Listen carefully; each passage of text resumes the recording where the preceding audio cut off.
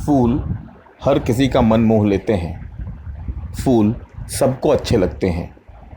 घर में अगर बगीचा हो तो वहाँ जाकर मन खुश हो जाता है।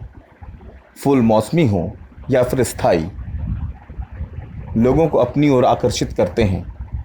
लेकिन अगर फूलों के बगीचे का मज़ा लेना है तो उसके लिए आपके पास ज़मीन भी होनी चाहिए, साधन भी होना चाहिए, और जो सबसे बड़ी बात है वो ये है कि फूलों या पौधों को लगाने की या फिर उसकी सेवा करने की आपके मन में इच्छा होनी चाहिए।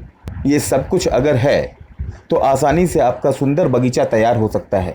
लेकिन परेशानी तब होती है जब आपके मन में फूल पौधे लगाने की इच्छा तो होती है, आप उसके लिए समय भी निकाल लेते हैं, लेकिन आपके पास ज़मीन नहीं होती।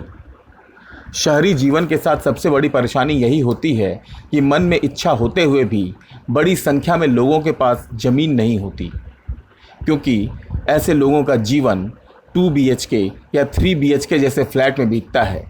खासकर बड़े शहरों में ज़्यादातर लोगों के पास छोटी सी बालकनी के अलावा और कोई जगह नहीं होती जहां वे गार्डनिंग का अपना शौक़ पूरा कर सकें। बालकनी में ही 2, 4, 6 गमले रखकर लोग बगीचा बनाने का सुख उठाते हैं। शहरी जीवन की एक और बड़ी परेशानी होती है गमले के लिए अच्छी मिट्टी का प्रबंध करने की। शहर में गमलों के लिए अच्छी मिट्टी चाहिए तो या तो आप आसपास के गांवों से मिट्टी लेकर आइए या फिर नर्सरी से खाद मिली हुई मिट्टी को खरीदिए। ऐसे में बड़ा सवाल है कि आप अपने गमलों के लिए मिट्टी का प्रबंध कहां से करें। तो गार्डन इन बालकनी के इस एपिसोड में हम आपको बिना गांव गए या नर्सरी गए ही मिट्टी का इंतजाम करने का तरीका बताने वाले हैं। आपको बताने वाले हैं कि अगर अच्छी मिट्टी कहीं न मिले तो सड़क किनारे की धूल मिट्टी को ही कैसे अपने गमले के लिए उपजाऊ मिट्टी के रूप में आप तैयार कर सकते हैं। लेकिन इससे पहले कि मैं आगे बढ़ूं, आपसे आग्रह है कि आप हमारे चैनल को सब्सक्राइब कर लें, ताकि बालकनी में गार्डन विकसित करने के तरीकों को लेकर मैं जो भी वीडियो अपलोड करूं उसका नोटिफिकेशन आपको तुरंत मिल जाए। आप चैनल को सब्सक्राइब भी करें और बेल आइकन भी ऑन कर लें, ताकि हमारे किसी भी वीडियो की जानकारी आपको तत्काल मिल सके। आपसे मैं ये आग्रह भी करूंगा कि कृपया वीडियो को अंत तक ज़रूर देखें, क्योंकि इस वीडियो में बेकार मिट्टी को भी दमदार और उपजाऊ बनाने का पूरा तरीका बताया गया है। इस मिट्टी को उपजाऊ बनाने के लिए इस्तेमाल की गई हर चीज़ों की जानकारी दी गई है, इसलिए कृपया वीडियो को अंत तक ज़रूर देखें। मैं भी दिल्ली के पास गाजियाबाद में एक फ्लैट में ही रहता हूँ। फूल पौधे लगाने के लिए मेरे पास भी 2 छोटी बालकनी के अलावा और कोई जगह नहीं है। कुछ गमले मैंने अपनी सीढ़ियों पर भी रखे हैं। अगर आप भी अपने अपार्टमेंट की सीढ़ियों पर गमले रखते हैं तो इस बात का ध्यान जरूर रखें कि इन गमलों की वजह से किसी के आने जाने में कोई परेशानी ना हो। अगर आपको भी मेरी तरह बालकनी में गमले लगाने हैं, अपना बालकनी गार्डन बनाना है, तो घर में प्लास्टिक का एक बड़ा टब जरूर रखें। ऐसा मैं इसलिए कह रहा हूँ क्योंकि नए पौधों को लगाने या रीपॉटिंग करने या फिर पौधों के लिए मिट्टी तैयार करते समय फर्श पर काफ़ी मात्रा में मिट्टी गिरती है, जिससे पूरा फर्श गंदा हो जाता है। लेकिन अगर टब में यह काम किया जाए तो आसानी से घर को गंदा होने से बचाया जा सकता है। इससे आप बाद में साफ सफाई करने में लगने वाले समय को भी बचा सकते हैं। साथ ही गंदगी फैलने के कारण घर में पड़ने वाली डांट से भी बच सकते हैं।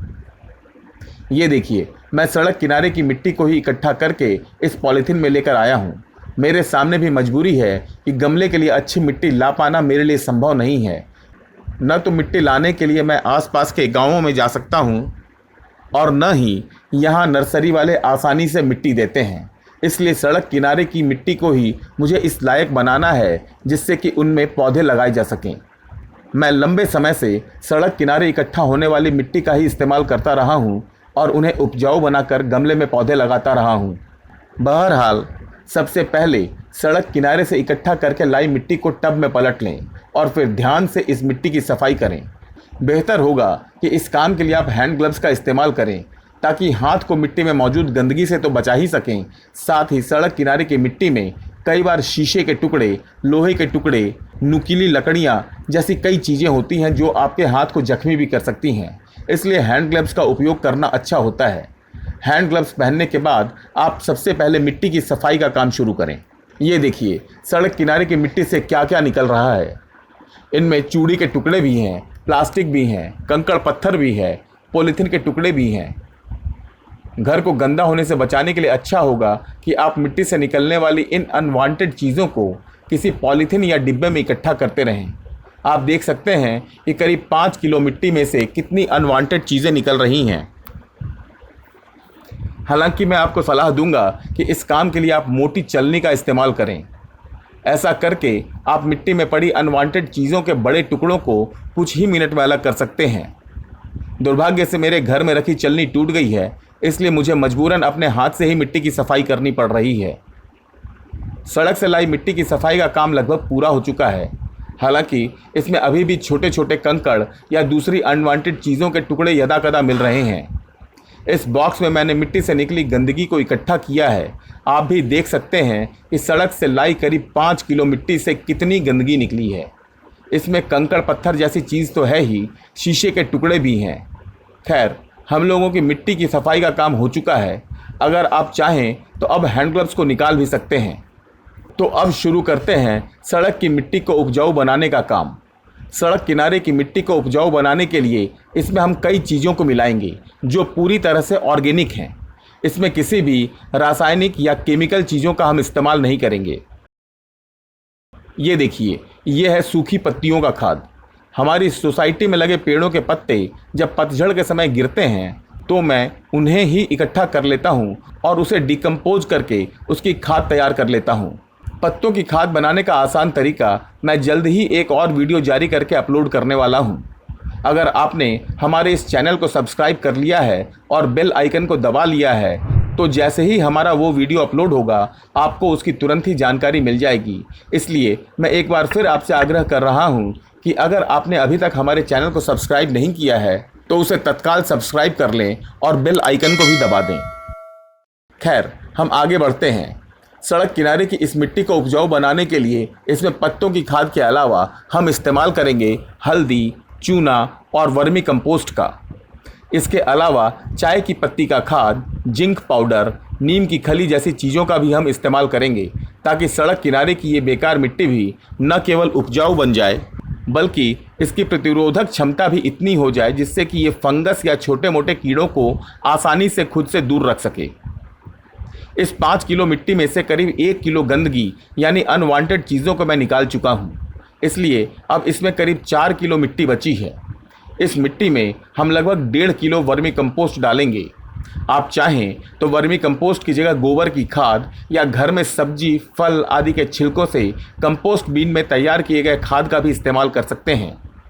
वर्मी कंपोस्ट, गोबर की खाद या फिर कंपोस्ट बीन में फल, सब्जी आदि के छिलकों से तैयार खाद नाइट्रोजन का ज़बरदस्त सोर्स होते हैं जिनसे पौधों की जड़ों को काफ़ी पोषण मिलता है और पौधों का तेज विकास होता है।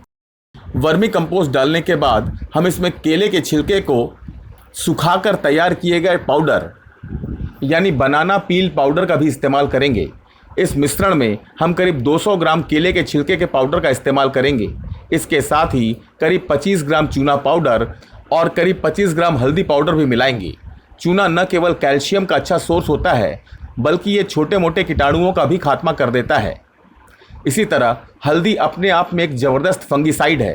इसके साथ ही हल्दी में मौजूद माइक्रो कंपोनेंट पौधे को मजबूती प्रदान करते हैं।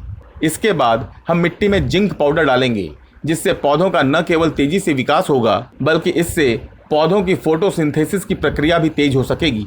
इसके बाद नंबर आता है नीम की खली का। हम करीब 100 ग्राम नीम की खली का बुरादा मिट्टी में डालेंगे। नीम की खली पौधों को बीमारियों और फंगस आदि से तो बचाती ही है, पेड़ पौधों के लिए जैविक खाद का भी काम करती है। अगर गर्मी का मौसम न हो तो इस मिट्टी में करीब 50 ग्राम सरसों की खली का भी इस्तेमाल करना चाहिए। अगर गर्मी का मौसम है तो मैं सरसों की खली की जगह मूंगफली की खली का इस्तेमाल करने की सलाह दूंगा। फिलहाल मैं सरसों की खली का इस्तेमाल कर रहा हूँ। अब एक और चीज़ बची रह गई है और वो है इस्तेमाल की गई चाय की पत्ती। चाय की पत्ती नाइट्रोजन का ज़बरदस्त सोर्स होती है। इसके कारण पौधों का तेज़ विकास तो होता ही है, इससे पौधों की जड़ें भी मजबूत होती हैं। इसके साथ ही चाय की पत्ती मिट्टी को भी हल्का बनाती है जिससे मिट्टी पोरस हो जाता है और उसमें पानी नहीं जमता। यानी गमले में पानी डालने पर अतिरिक्त पानी नीचे के ड्रेनिंग होल से आसानी से निकल जाता है। चाय की पत्ती का भी आप कई तरह से इस्तेमाल कर सकते हैं।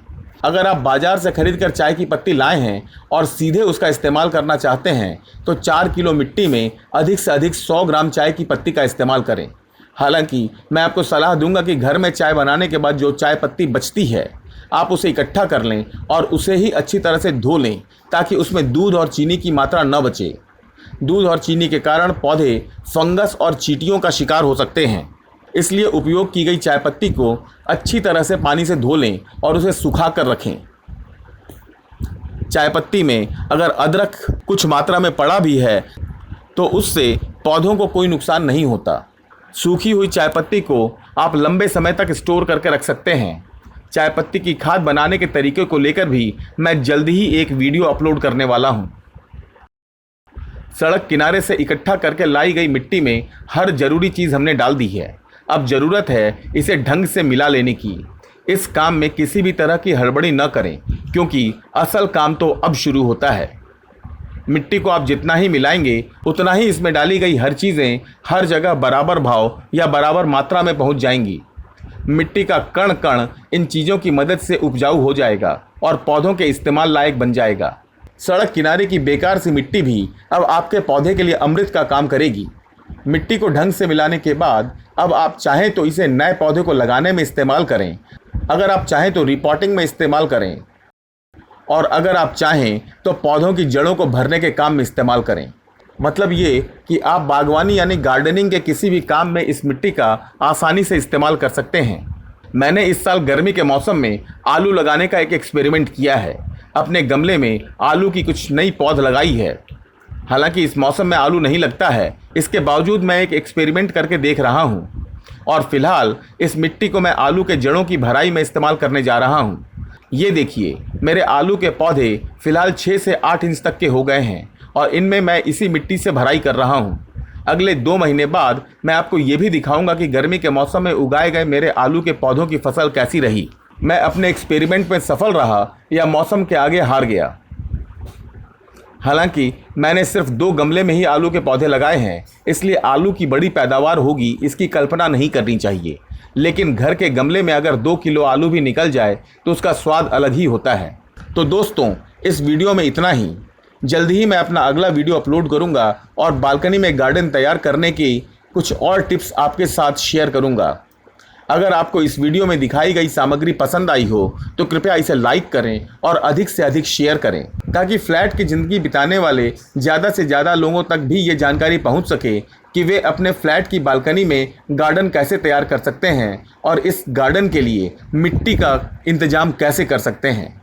इसके साथ ही एक बार फिर मैं आपसे आग्रह करूंगा कि अगर आपने अभी तक हमारे चैनल को सब्सक्राइब नहीं किया है तो कृपया इसे सब्सक्राइब कर लें और बेल आइकन दबा दें, ताकि हमारा हर वीडियो आपको तत्काल मिल सके। जय हिंद।